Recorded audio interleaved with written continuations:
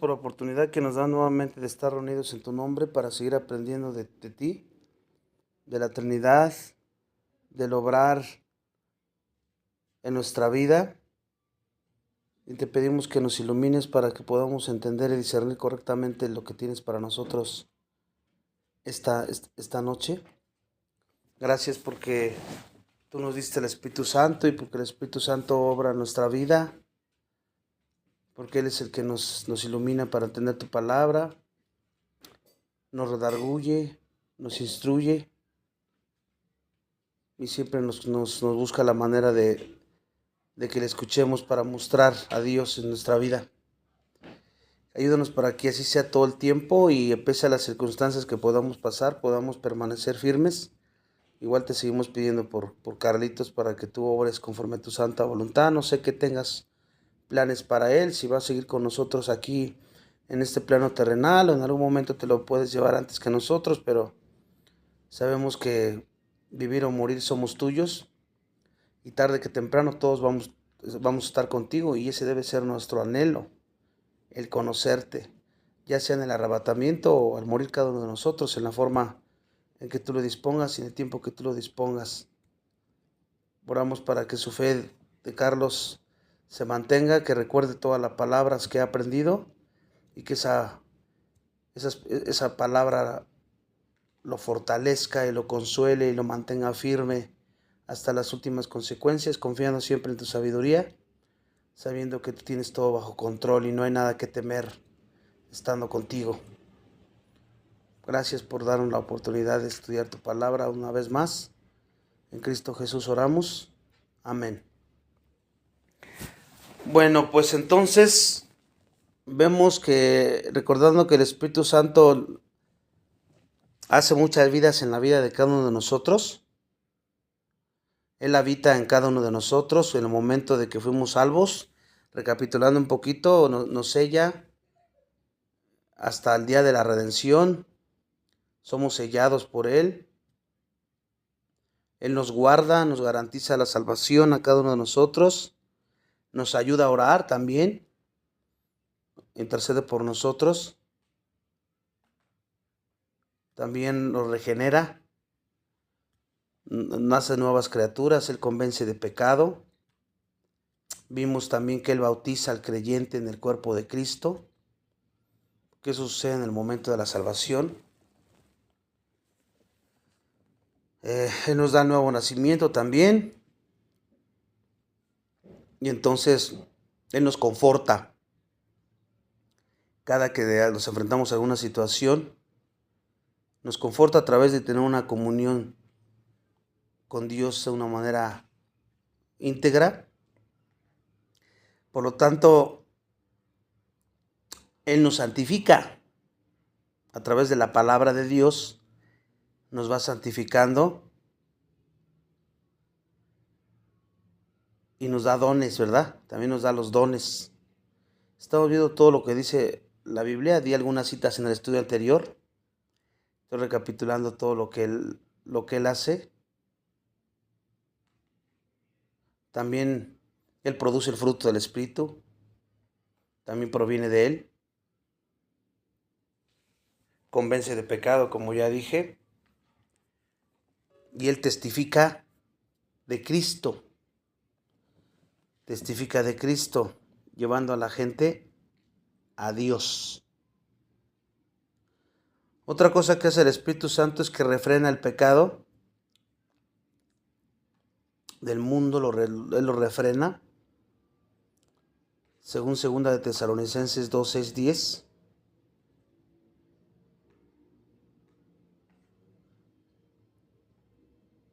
También nos da sabiduría y nos ilumina para entender la palabra de Dios.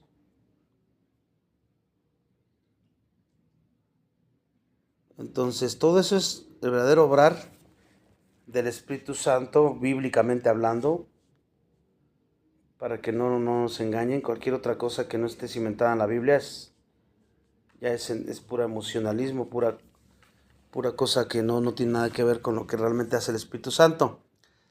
Y entonces vimos que íbamos a ver también de Cristo,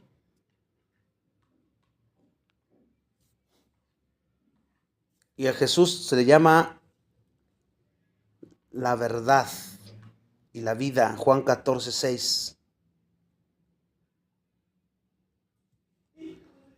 Juan 14:6, ¿se acuerdan que al Espíritu de verdad también se le dice el Espíritu de verdad, lo cual también es Dios? A Jesús también se le llama el agua de vida. Juan 7:38-39. Juan 7:38-39. También se le llama el pan de vida. A Jesús, Juan 6:51. El pan de vida.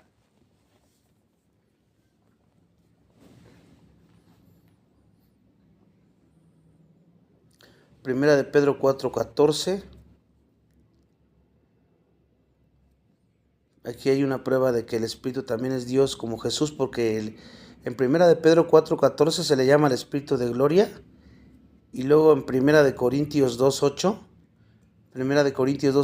se le llama a Jesús el Señor de gloria también. Fíjense, ahí está la Trinidad. Y luego en Efesios 1:17, al Padre se le llama el Padre de gloria. O sea, el Espíritu de gloria, a Jesús el Señor de gloria y al Padre el Padre de gloria.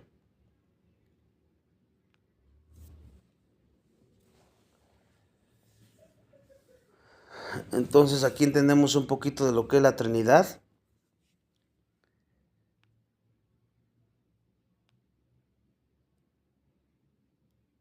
Solamente hay un Dios, ya lo dijimos, no hemos dicho que hay tres dioses, sino que hay un Dios con tres personalidades diferentes, la misma esencia. Y vimos también que el Espíritu Santo es una persona independiente, así como lo son el Padre y el Hijo. Eso es lo difícil de entender de la Trinidad, que cada uno son independientes, diferentes personalidades.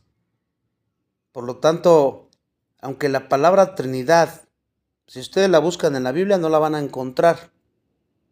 La palabra Trinidad como tal no está.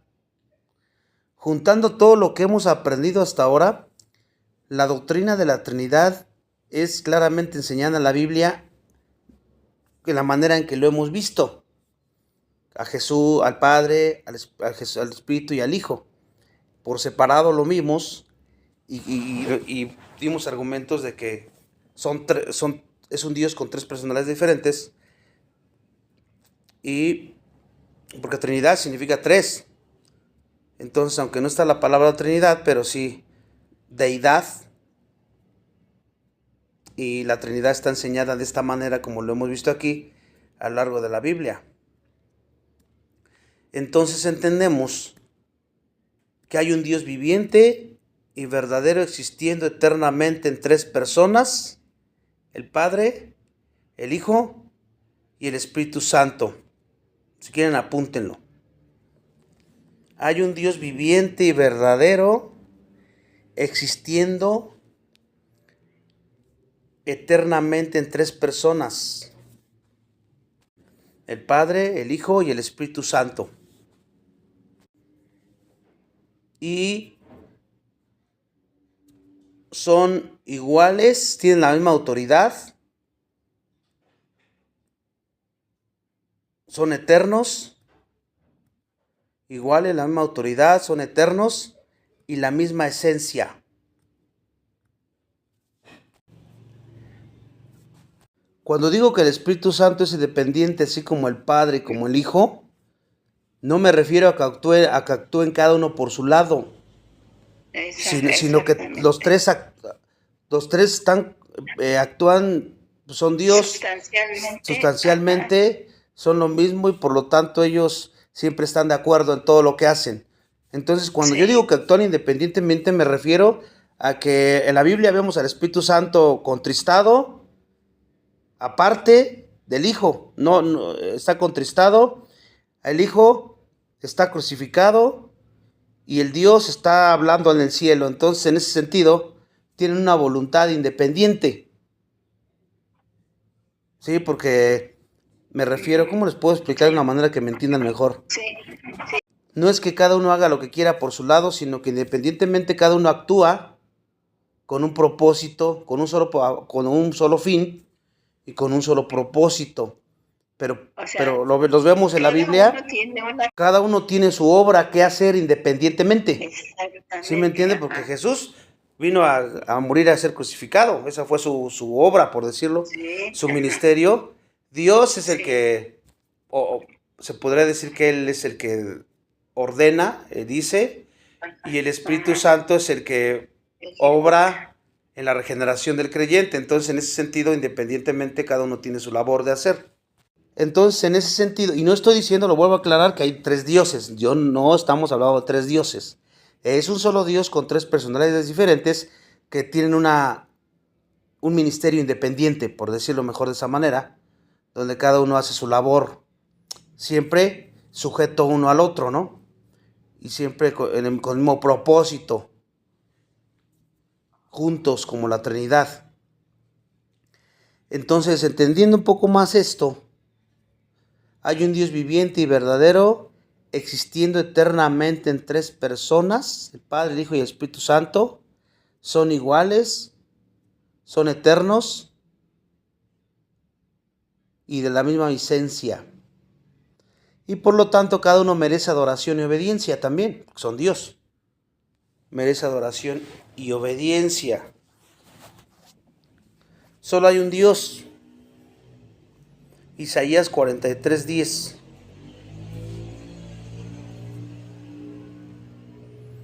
Solo hay un Dios, Isaías. Y luego se acuerdan que en Génesis 1:26, ahí cuando dijo hagamos nosotros y nuestro, habla en plural. Dios se refiere a sí mismo como nosotros y nuestro. De hecho, también recordemos que Elohim es plural, está en plural.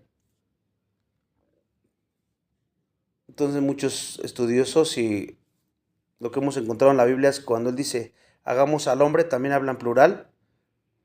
Estaba hablando entre ellos mismos, ¿no? Como son la Trinidad. Estaban hablando, aunque muchos quieran inventar cualquier otra cosa para desacreditar la Trinidad. Pero nosotros creemos eso. El Padre es Dios, Cristo es Dios y el Espíritu Santo es Dios. Un solo Dios. Aunque los tres son distintos del uno del otro, en su carácter, en su persona son distintos, pero son un solo Dios. ¿Dónde vemos la Trinidad? En el bautismo de Cristo. Marcos 1, 10, 11. Marcos 1, 10, 11. ¿Y dónde vemos también afirmaciones trinitarias? Segunda de Corintios 13, 14. Donde vemos afirmaciones bíblicas trinitarias. Segunda de Corintios 13, 14. Primera de Pedro 1, 2. Primera de Pedro 1, 2. Mateo 28, 19. Mateo 28, 19. Entonces vamos a seguir hablando un poquito de esto para entender más que ellos tienen diferentes funciones dentro de la Trinidad. Tienen diferentes funciones dentro de la Trinidad. Por ejemplo, Dios el Padre, el Hijo y el Espíritu Santo son iguales en esencia, pero tienen diferentes funciones. Es lo que dije hace rato, ¿no? Cada uno tiene su función. Por ejemplo, vamos a aclarar más esto. Dios el Padre es de quien procede toda revelación, el que llevó a cabo nuestra salvación de antemano, desde antes de la fundación del mundo, y demostró su amor a nosotros cuando entregó a su único Hijo. Eso es lo que hizo Dios y Padre. Procede toda revelación y fue el que llevó a cabo nuestra salvación de antemano y demostró su amor cuando entregó a su Hijo Jesucristo. que es el Dios encarnado, que vino a morir, un sacrificio por el pecado. ¿Y qué está haciendo ahorita? Pues está intercediendo por nosotros allá ante el Padre, ¿no? Es el mediador. Estamos viendo la función de cada uno para entender un poquito más. El Dios encarnado vino a morir por nuestro pecado e intercede por nosotros como mediador entre el Padre y el hombre. Y luego el Dios Espíritu, Dios el Espíritu, mora en cada creyente, como ya vimos, y trabaja para santificarnos. ¿Y qué es lo que utiliza para santificarnos? La iluminación de la palabra de Dios. Nos ilumina para entender la palabra de Dios, para comprenderla y para obedecerla. Aquí podemos ver a grandes rasgos la función de cada uno, independientemente, ¿no? Un solo Dios, una misma esencia, pero tienen diferentes funciones.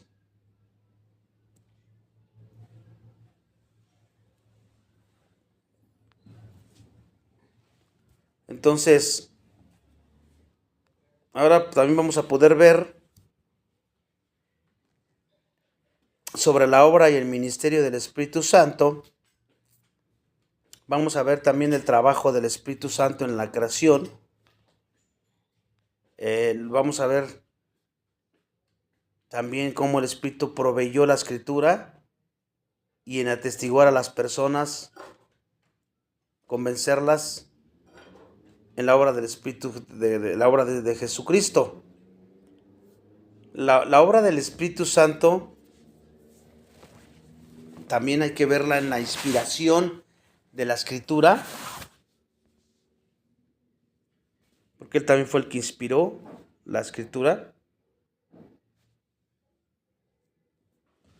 Entonces, estamos conociendo un poquito más sobre el rol de la Trinidad y de cada integrante que la compone.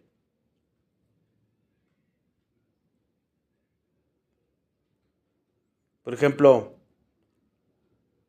el Espíritu Santo estaba activo cuando en la creación.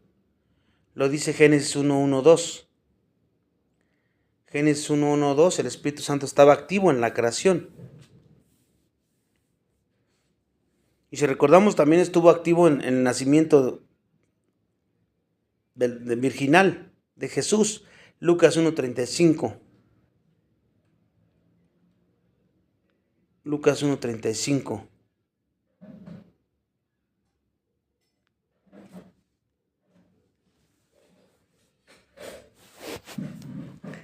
Entonces ya hemos visto varias cosas que nos llevan a entender más, un poquito más, aunque sea, el rol del Espíritu Santo en la salvación. Ya vimos que convence de pecado, nos bautiza. Hay mucha confusión sobre el bautismo del Espíritu Santo. De hecho, quiero regresar un poquito aquí porque confunden el bautismo del Espíritu Santo con la llanura del Espíritu Santo. Y entonces no saben cuál es cuál. Y muchas veces los dos son confundidos como si fueran lo mismo. El bautismo del Espíritu y la llanura del Espíritu. Y no son lo mismo. Hay que distinguir entre los dos. Por ejemplo, la llanura del Espíritu Santo es lo que vamos a tratar de ver ahorita, en este estudio también. Y el bautismo del Espíritu Santo. ¿Cuándo ocurre el bautismo del Espíritu Santo? Ocurre una vez al momento de la conversión. Efesios lo menciona, 1:13-14. Efesios 4:4-6 también. Efesios 1:13-14 y Efesios 4:4-6.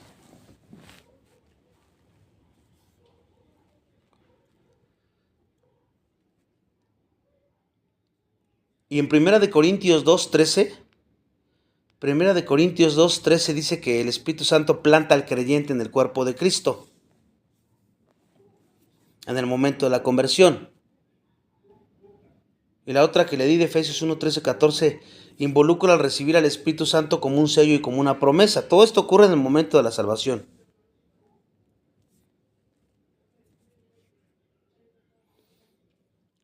Entonces ese bautismo ocurre en el momento de la salvación y bautizar, ¿qué significa bautizar? Sumergir o ser inmerso en. Sumergir o ser inmerso en. Entonces aquí entendemos que el bautismo del Espíritu Santo te bautiza, te sumerge en Jesucristo cuando te planta en el momento de la salvación en el cuerpo de Cristo. Te sumerge en Cristo, ese es el bautismo. Lo que literalmente significa estamos unidos con Cristo. Y eso lo hace el Espíritu Santo. Ese es el bautismo del que estamos hablando aquí. ¿Y qué pasa después que hace eso el Espíritu? Como resultado, cada uno de nosotros quedamos bajo el liderazgo de Jesucristo y somos puestos en el lugar de privilegio y bendición de parte de Dios. ¿Se dan cuenta cómo ocurre el bautismo del Espíritu? Cuando nos planta en el cuerpo de Cristo, en la iglesia. ¿Y eso cuándo ocurre? En el momento de la salvación. Ahora es importante también que entendamos que no hay no hay nunca un mandato de que el Espíritu Santo more en uno, o sea, que mandes como un mandato de que more en ti. Tampoco hay mandato de que te diga, dile al Espíritu Santo que more en ti. La Biblia nunca dice eso. Tampoco hay mandato, pídele al Espíritu Santo que te llene. Lléname, Espíritu Santo. La Biblia no menciona nada de eso. No hay mandato tampoco de pídele al Espíritu Santo que te bautice. Eso tampoco existe, aunque algunas por ahí en unos lugares sí andan pidiendo esas cosas, pero la Biblia no manda ni una de esas cosas. ¿Por qué, hermanos? Porque el bautismo, ya vimos que ocurre en el momento de creer, es algo que Dios hace. No es algo que el hombre haga, o porque lo pidió, o porque mandó. No, es algo que Dios hace. Entonces ya entendemos aquí el concepto del bautismo del Espíritu, ¿verdad? Pero ahora, en contraste, ser lleno con el Espíritu Santo, si hay mandato. ¿Se dan cuenta? Efesios 5:18, por ejemplo. Efesios 5:18. A ser sellados con el Espíritu ya vimos que no hay mandato. Ser sellados, no. Ni tampoco bautizados. Pero ser llenos con el Espíritu, no a que pidas ser lleno, sino a que te llenes con el Espíritu Santo. Y es lo que quiero que veamos aquí. Efesios 5:18.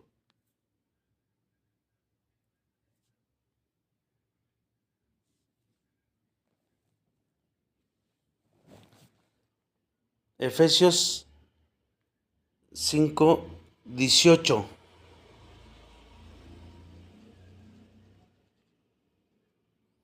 Entonces fíjense, ¿cómo puedes ser lleno tú del Espíritu Santo? Bueno, un verso clave para entender la llenura del Espíritu Santo es Juan 14:16.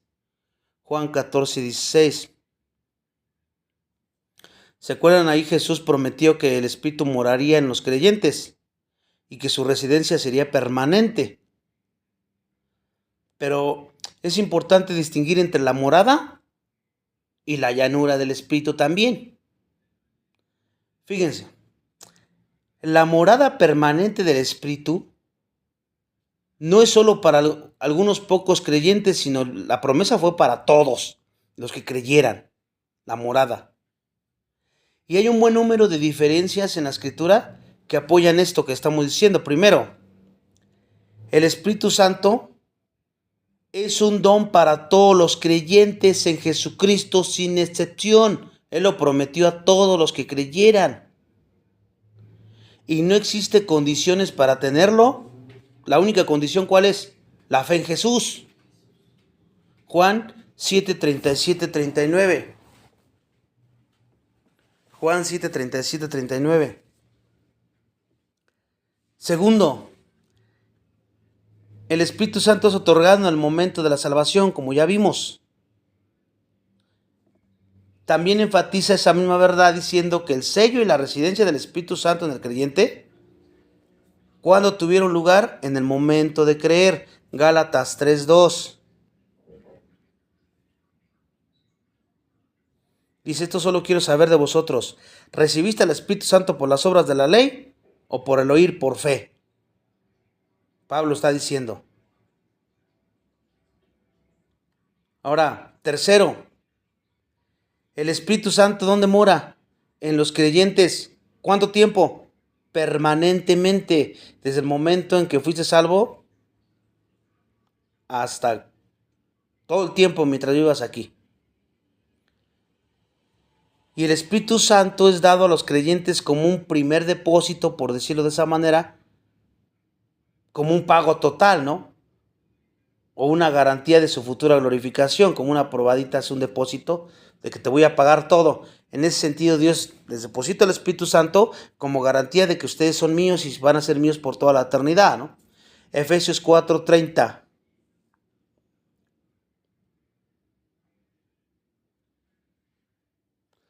Entonces, aquí ya entendimos la morada, ¿verdad? La morada del Espíritu Santo, pero ahora, esto es en contraste con la orden que dice Efesios 5:18 de la llanura del Espíritu Santo. ¿Qué dice Efesios 5:18? Dice, no os embriaguéis con vino, en lo cual hay disolución, antes bien, sed llenos del Espíritu Santo. Está haciendo una orden ahí. Debemos estar tan totalmente entregados al Espíritu Santo, o sea, entregados completamente, que Él pueda poseerte por completo. Y en ese sentido, ser lleno de Él, porque acuérdense que tú lo puedes contristar y no le haces caso al Espíritu Santo y lo apagas. Y entonces, ¿cómo te posee por completo? ¿Y cómo te llenas de Él si estás renegando? Te dice a través de la Biblia y no hago caso y yo sigo haciendo y sigo sintiendo y sigues viviendo como quieres. Romanos 8:9. Dice, mas vosotros no vivís según la carne, sino según el Espíritu, si es que el Espíritu de Dios mora en vosotros. Y si alguno no tiene el Espíritu de Cristo, no es de Él. Y como ya vimos Efesios 1:13-14, Efesios 1:13-14 afirma que el Espíritu Santo mora dentro de cada uno de nosotros, pero también Él puede ser contristado. Ya lo vimos eso en el estudio anterior. Y también vimos que su actividad dentro de nosotros puede ser apagada. Entonces, ¿qué pasa cuando lo contristas y cuando lo apagas?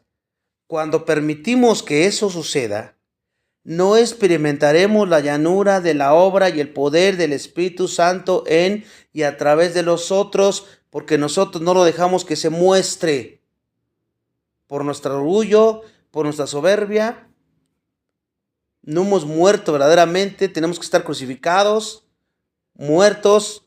Ya no vivo yo, vive Cristo en mí, y eso se tiene que ver realmente en tu vida, no nada más porque lo digas, sino cómo vives. ¿Y qué implica ser lleno con el Espíritu? Lo que implica es que tú le das la libertad para ocupar cada parte de tu vida. Tú le das la libertad para ocupar cada parte de tu vida, guiándote y controlándote. Pero eso no puede ocurrir sin conocer la Escritura, porque la Escritura es la que Él utiliza para guiarte y para controlarte. Entonces, entendiendo esto, su poder se puede ejercer a través de nosotros. ¿Para qué? Para que lo que hagamos sea un fruto para Dios. Ahora aquí hay algo muy importante. La llanura del Espíritu no se aplica solamente a hechos externos, hermanos. Porque tú puedes estar mostrando mucha apariencia externa de piedad y lo que tú quieras. Y ya dices, ay, está lleno del Espíritu Santo, anda llena del Espíritu Santo. Y tus pensamientos y tus motivos La llanura se tiene que mostrar también allí, en tus pensamientos y tus motivos. Salmos 19:14. Salmos 19:14 dice: sean gratos los dichos de mi boca. Pero no solamente dice los dichos de mi boca, y la meditación de mi corazón delante de ti, oh Jehová, roca mía y redentor mío. ¿Te das cuenta cuáles son tus pensamientos más íntimos y tus motivos y tu meditación que en tu mente por lo regular? Tiene que estar controlado por el Espíritu Santo para que andes lleno del Espíritu Santo. Si no, es pura apariencia, hermanos, y nos podemos estar engañando. Ojo, el pecado es lo que nos separa de la llanura del Espíritu Santo. El pecado es lo que te separa de la llanura del Espíritu Santo. Y cuando tú obedeces a Dios a través de la palabra, cuando andas en obediencia como un estilo de vida, entonces significa que andas lleno del Espíritu Santo, que es lo mismo que andar en el Espíritu, hermanos. ¿Se dan cuenta? Aunque nuestra meta debe ser el ser llenos como se nos ordena, o sea, dejar que Él obre en nuestra vida, que nos controle por medio de su palabra, porque ya no se trata de ti, sino se trata de Él. Aquí hay algo también importante. Tenemos que ser llenos como se nos ordena en Efesios 5:18. Fíjate, escucha esto. Tú tienes que ser lleno del Espíritu Santo, pero si tú nada más oras por eso, no te llenas por el Espíritu Santo nada más con orar. Ay, Señor, quiero ser lleno de tu Espíritu, orándole a Dios, ¿no? Pidiéndole a Dios que te llene. Así no funciona. Tienes que andar tú en obediencia, controlado por Él conforme te lo pides. Es tu responsabilidad. Y eso a muchos se nos olvida eso. El orar no te llena de nada. Lo que te llena es la obediencia. Obediencia. ¿A qué? Pues a la palabra de Dios. Solamente eso es lo que te va a permitir la libertad del Espíritu para que obre dentro de nosotros. Y se dé el fruto a todo lo que da. Porque todos queremos el fruto, pero el problema es que no queremos conocer la Biblia, ni mucho menos andar en obediencia a la palabra.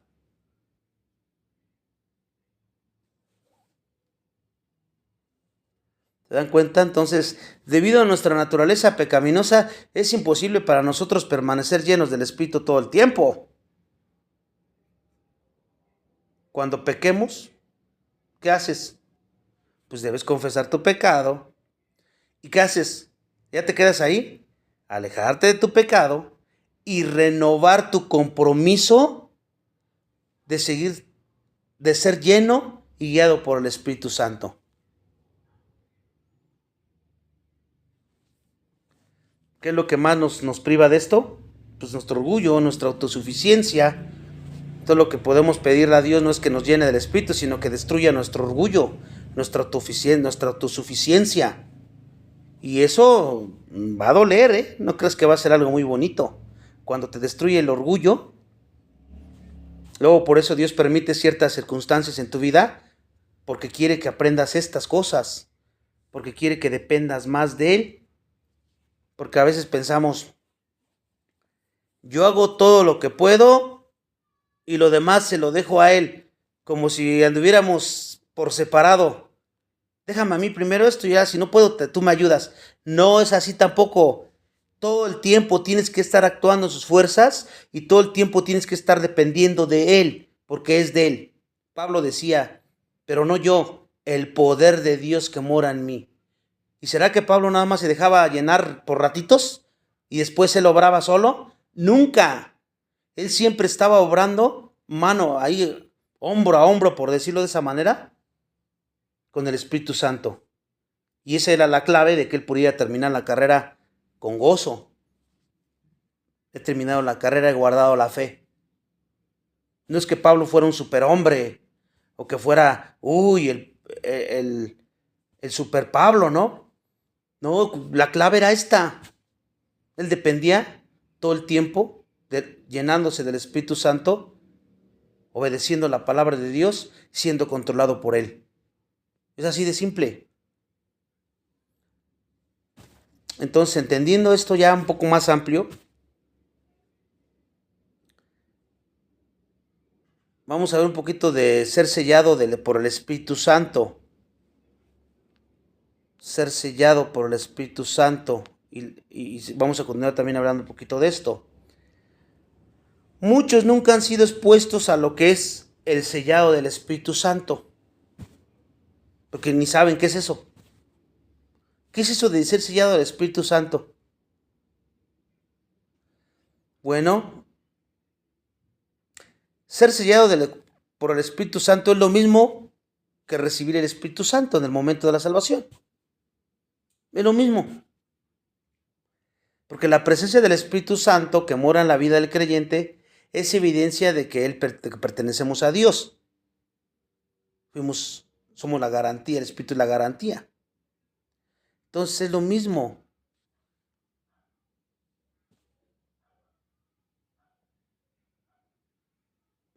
Tenemos que ser iluminados por la Escritura, por medio del Espíritu, y permitir que Él nos guíe mientras nosotros nos sometemos a su control todo el tiempo. Y como dije, como somos por naturaleza, no somos fáciles de domar, por decirlo así, de hacer caso, siempre somos medio necios. Pues arrepiéntete y continúa tu compromiso de que vas a seguir obediente sin apagar o contristar al Espíritu Santo. Entonces, ya vimos que la llanura del Espíritu no es lo mismo que ser bautizado por el Espíritu Santo. Vimos la diferencia. El sello del Espíritu Santo es lo mismo que el bautismo del Espíritu Santo. También ya vimos. Y el único mandato es que te mandas que seas lleno. Ahí pueden ustedes ver la soberanía de Dios y la responsabilidad del hombre cuando se juntan. Él manda y tú obedeces. Y así te mantienes lleno, minuto a minuto, hora tras hora, día tras día, semana tras semana, mes tras mes. Ser controlado, llevado por el Espíritu Santo, como un palo es llevado con una corriente de agua. ¿Alguna vez han visto cómo se lleva un palito en la corriente de agua? Así mismo, sin andar poniendo ahí resistencia. ¿Qué es lo que nos hace poner resistencia? Nuestro orgullo, nuestra soberbia, nuestro resentimiento, o sea, nuestra carne, nuestro pecado. Y tenemos que hacer morir las obras de la carne. Entonces, básicamente, diciéndolo de una forma diferente, el ser lleno del Espíritu Santo es estar bajo su influencia. Como cuando se embriaga alguien, ¿no? En sentido negativo, aquí sería en sentido positivo. Controlado. Ahora la pregunta sería, ¿te acuerdas cuando, en algún momento de tu vida o todavía, que ocurre algo, te enteras de algo y te tiras al drama, llora y llora y llora? ¿De qué te estás llenando ahí? Pues de tristeza, ¿no? O cuando alguien te hace enojar y te arrancas de ira y gritas, ¿de qué te estás llenando ahí? Pues de ira. ¿Y qué te manda Dios? ¿Que te llenes de eso? Dios manda que te llenes. O cuando estás preocupado por todo y no duermes porque estás preocupado ¿de qué te estás llenando? De miedo. Tienes que entender que Dios, eso es pecado porque Dios no te manda que te llenes de eso. Te manda que te llenes del Espíritu Santo como lo hemos estado viendo. Si tienes falta de sabiduría, pídela a Dios. Pídela a Dios. Entonces, el ser llenado del Espíritu Santo involucra también la confesión de pecados, Involucra la confesión de pecados y la saturación de uno mismo con la palabra de Dios, como ya vimos. Porque para empezar, tus pecados, el pecado te aleja de la palabra de Dios, El pecado no te acerca a la palabra de Dios. Entonces, cuando nosotros caminamos en el Espíritu y el estar pecando, pues eso está en oposición el uno al otro, ¿no es cierto? O sea, no puedes estar pecando y querer estar lleno del Espíritu, o sea, eso se repele, no se puede. Gálatas 5, 16, 17. Gálatas 5, 16, 17. Entonces también recordemos que Dios nos ha dado su voluntad revelada en las Escrituras. Tienes que ir a ver su voluntad para ver qué dice, ¿no? Y sobre eso dejarte gobernar. La única diferencia, por ejemplo, está Efesios 5, 18, 22, que vimos un poquito de eso. Efesios 5, 18, 22, pero también Colosenses 3, 16, 18. Colosenses 3, 16, 18, que dice que mora en abundancia la palabra. Y Efesios 5, 18 dice que seas lleno del Espíritu. Pero es lo mismo. Si acaso hay una diferencia, es que Efesios comienza con el mandato. Te dice, sed lleno. Y Colosenses comienza con el mandato. Fíjense. Efesios comienza con el mandato. Sed lleno con el Espíritu, ¿eh? Ese es el mandato. Sed lleno con ¿qué? Con el Espíritu, te dice. Pero fíjese Colosenses cómo lo dice. También comienza con el mandato, pero no dice el Espíritu, dice la palabra de Cristo mora en abundancia en vosotros.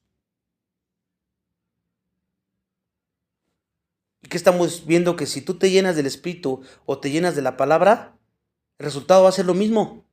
Porque el Espíritu Santo utiliza la palabra para saturarte y para gobernarte. Por lo tanto, el ser lleno con la palabra de Dios va a producir los mismos resultados que el ser lleno con el Espíritu Santo. ¿Se dan cuenta? El ser lleno con la palabra va a producir los resultados con el Espíritu Santo. Y es terrible y triste saber que tantos y tantos cristianos profesos se pierden de todas estas bendiciones porque no se llenan del Espíritu, no se llenan de la palabra de Dios. Que la palabra de Dios more. Y eso se more significa que habite, que se sienta en casa, como si estuviera en casa. En abundancia significa mucho. No, nada más poquito, ya leí 2, 3 versículos diarios ya. No, está diciendo abundancia, abundancia, que se desparrame. Y de ese modo es la única manera que puedes llegar a ser controlado por el Espíritu Santo, si te sometes en humildad a Él, obviamente, ¿no? Porque igual puedes estar estudiando la Biblia y nomás no andar en la llanura del Espíritu Santo. El ser llenos del Espíritu Santo, entonces, es vivir conscientes de la presencia personal del Señor Jesucristo. El ser llenos con el Espíritu también es vivir conscientes de la presencia personal del Señor de Jesucristo. ¿De qué manera, hermanos? Es como si estuviera parado contigo a tu lado.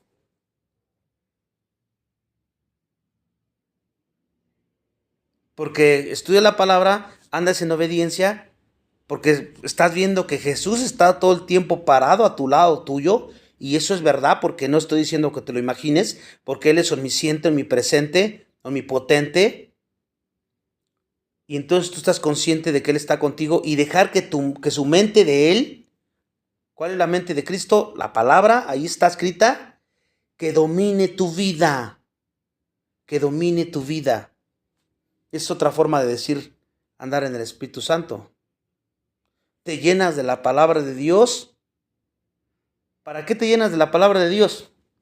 Para que sus pensamientos que están escritos en la palabra de Dios lleguen a ser tus pensamientos.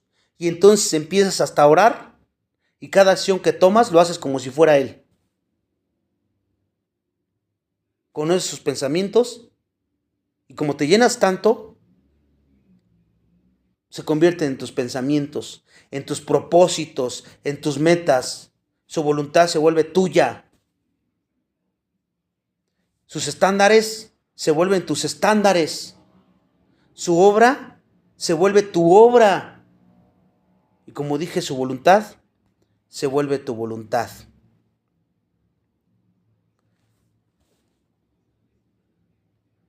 Lo malo es que todos queremos las cosas fáciles, queremos andar recibiendo bendiciones, andar con una vida estable espiritual buena, querer estar felices, experimentar todo el fruto, pero no queremos pagar el precio que conlleva eso.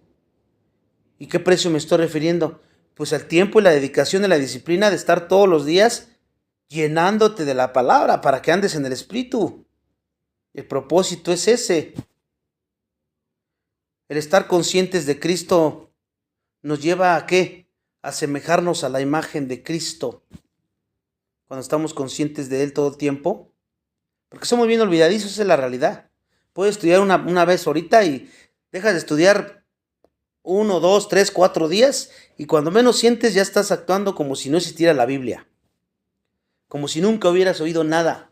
¿Por qué? Porque el mundo te empieza a llenar, te empiezas a llenar de otras cosas, como dije hace rato, del mundo, te envuelve como una enredadera, te atrapa y ahí está y te quedas. Y necesita Dios nuevamente. Por eso en el pueblo judío, en el Antiguo Testamento, Dios era muy reiterativo y les estaba hable, porque tantito les dejaba de hablar y ya se les olvidaba todo. Y lo mismo nos pasa a nosotros como creyentes, esa es la verdad. Entonces tenemos que tener mucho cuidado para que somos creyentes que andemos caminando en el Espíritu Santo. ¿Para qué? Para la gloria de nuestro Dios Padre, pero en la práctica. Y por último, para terminar este estudio, Filipenses 4, 6, 7. Filipenses 4, 6, 7.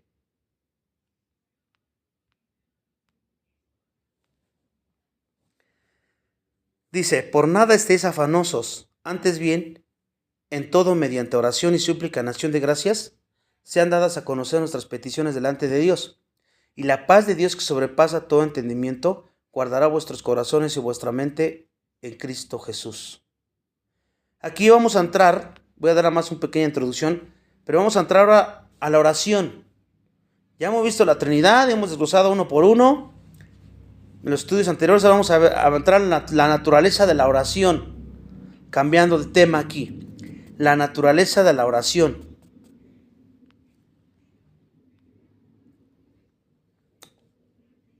Y empieza diciendo ahí, por nada estéis afanosos. Ya saben lo que es afanarse, ¿no? Cuando te estás llenando de otras cosas que te traen preocupado, angustiado, airado, lo que sea. Es un afán que agarraste, ¿no? Y él dice, deja todo eso, hablamos de cosas terrenales, mundanas.